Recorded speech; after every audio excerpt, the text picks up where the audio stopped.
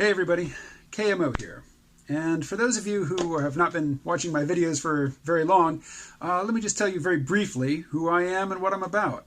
I'm what you might call in the 21st century a digital content creator. More specifically, I have been doing a podcast since 2006. I have been a cartoonist since long before that, and I continue to do that professionally. And I also host a weekly radio show on my local community radio station here in southern Vermont. And the first time I voted in a presidential election, I voted for the Democratic candidate. That was Michael Dukakis in 1988.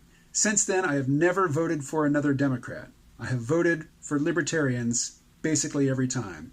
Voted for Harry Browne twice. I voted for Michael Badnarik. And in this most recent election, the one where Trump got elected, I voted for former New Mexico Governor Gary Johnson, whom I had first seen at the Cato Institute when I attended a conference there. I think it was in the year 2000. The conference was called Beyond Prohibition, Sensible Drug Policy for the 21st Century. That should give you a clue as to, where I'm coming from politically. And I've decided that I am going to look at the content of Andrew Yang's 2020 campaign website. In particular, Andrew Yang has got very specific policy proposals on numerous topics, far more specific than any other candidate I've ever seen, at least as far as their website is concerned. So what I plan to do for basically the next year is dig in to the content of that website daily, pull something out, read it to you, summarize it where it's too long to read the whole thing, and then comment on it. And let me just say, I am absolutely a member of the Yang Gang. I will be voting for Andrew Yang at least in the primary, and hopefully I'll have the opportunity to do so later again that year in November. That would be next year. So we've got about 50 weeks before the Democratic convention next summer, just about a year. And I plan to dig into Andrew Yang's website or his public statements every single day between now and then to produce a video. So today, I'm going to talk about human-centered capitalism, or human capitalism for short. This is one of his three major policy areas, so I cannot cover all of it in one day. And in fact, I'm going to be pretty specific in what I have to cover. Now, I have not read all of Andrew Yang's policy proposals on his website, and shockingly, I have not listened to very many of his interviews, including the one that everybody just loves, which is the Joe Rogan podcast interview. I enjoyed the Joe Rogan show. I just don't listen to it very often because it is so long, and I have a lot to do. So most of what I know of Andrew Yang comes from this book, The War on Normal People. And I have to turn it around to read the full title. The Truth About America's Disappearing Jobs and Why Universal Basic Income is Our Future. And what attracted me to Andrew Yang was not universal basic income. I have known about this concept for several years, and I've pretty much been against it, and I'm still unconvinced. In fact, the thing that Andrew Yang could say that would really set my mind at ease is how he's going to prevent every landlord in the United States from simply jacking up every tenant's rent by $1,000 a month to soak up that UBI. What's to prevent the rent collectors from taking that money? How are you going to get the boot off people's throats without reining in payday lenders and, landlords and the other would-be rentier class, the rent collectors, the people who get money from you on a regular basis for not providing anything more than they've already given you. That's called rent seeking, and it's a problem. And it could be the downfall of UBI as, any sort of palliative to the transition, to AI and full automation of the economy. So first, let's go to Andrew Yang's website, yang2020.com, and look at the policy proposal labeled Human-Centered Capitalism. Capitalism as an economic system has led to unparalleled innovation and improvement in the human condition.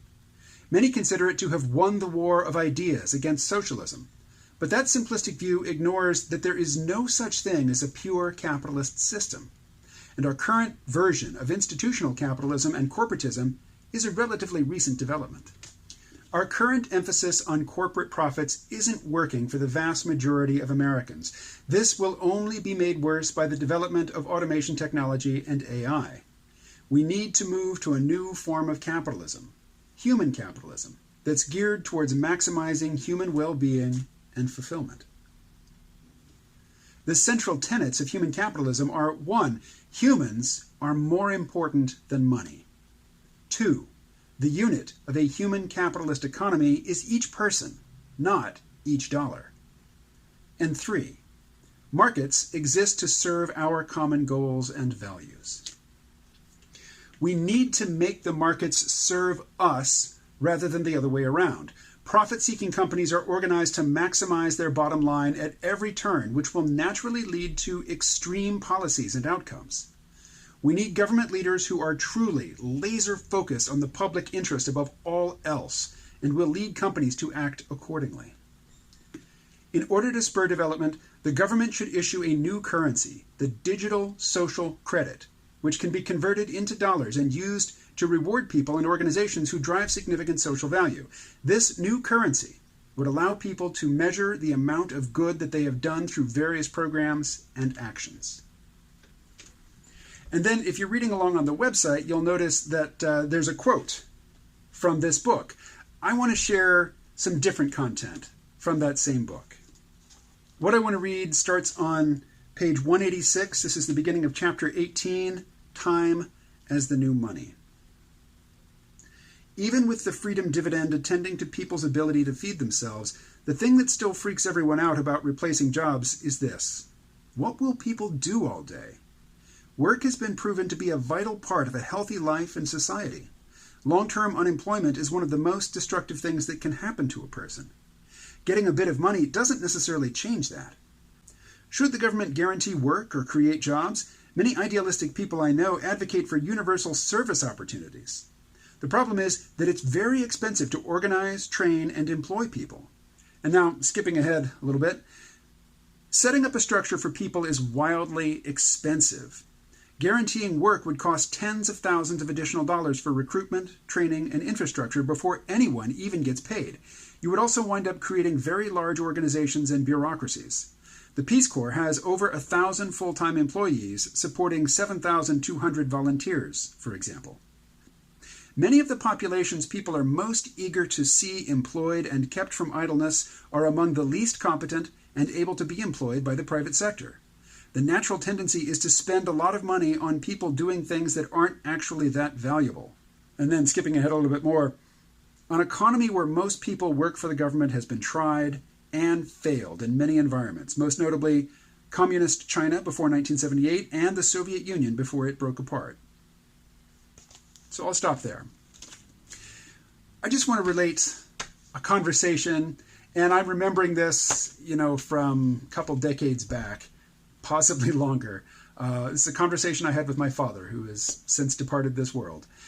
And we were talking about, what can the government do for people who, are habitually jobless and destitute.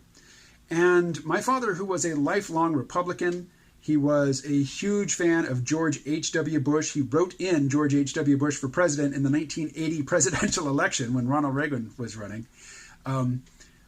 My father believed that people who are receiving benefits from the government should absolutely, positively get up every single day and go to a place of employment and engage in some activity. And if that activity is not economically useful to anybody, it doesn't matter, because he was coming from a place of morality, that it is immoral to live off the efforts of other people, that everybody should do their part. And even if you're just going through the motions, it's just fake, play work. It's not really useful to anybody. Even if it's just one group of guys digging a hole in the morning and another group filling it in the evening, my father would prefer that than to just give people money. And I think he was motivated by a sort of, an ethical precept, an axiom that, the devil will find work for idle hands to do. And even if you're not actively out there doing the work of the devil, if you don't have a job, you're basically just wasting away. you're degenerating in terms of your ability to interact with other people in productive ways. And as much as I hate to hear people invoke, moralism, particularly Judeo-Christian, moral norms around hard work and being a good worker, there really is something to that. But here's the thing. The government can't fix broken people. It can help. It can provide people with a certain safety net. It can take away the fear that they are going to be absolutely, utterly destitute, and what's worse, a burden on the people that they love. If you can take that fear away from people and honestly don't care what they do with their time and the opportunities presented to them, basically minding your own business rather than, being a busybody trying to micromanage somebody else's dysfunctional life, it'll just be better for everybody, really. And, in a system with UBI, with human-centered capitalism, with, as I had planned to discuss in this video, and I can see I'm not going to get to it, digital social credit, there's still going to be ugly cases. There are still going to be examples of people's lives absolutely going to waste. And I'm not a hard ass. I mean, I've identified myself as a lifelong libertarian voter, but I'm not a libertarian ideologue. And I certainly don't believe that the market is any magical thing that is going to solve every problem, because the market doesn't value everything the way that we humans value things, which is what Andrew Yang is getting at in this language that I've read from his website. And, I live, as I mentioned, in southern Vermont. I live in a place that used to be prosperous because of the paper industry. There are multiple decrepit, abandoned, basically ruins of old paper mills in this town. This town is filled with these beautiful multi-story Victorian houses which have been broken up into apartment houses because, the prosperity that used to sustain the lifestyle that these houses represent is long gone. And it just doesn't seem to be coming back anytime soon, as much as the people around here would wish for it. So Vermont it's a state that loses its brightest young people. It's a state that you get out of if you are a, ambitious, intelligent, aspiring, young high school graduate. What you want to do, or, possibly college graduate, is get the heck out of here. Maybe get down to Boston, which is just a couple hours drive away, which is, a vibrant economic hub that is driven by the same technologies that are making, Silicon Valley and Seattle and New York City, thriving places of opportunity and great wealth creation. We have great wealth creation. Capitalism is great for that. What we don't have is great wealth distribution.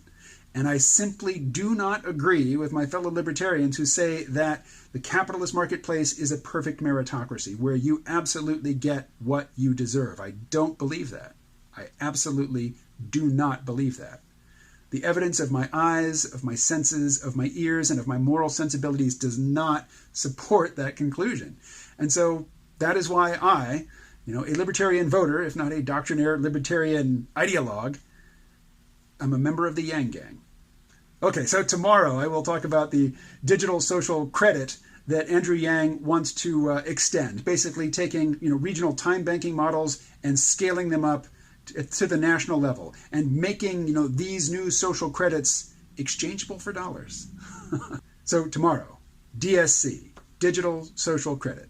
I hope you'll join me. Stay well.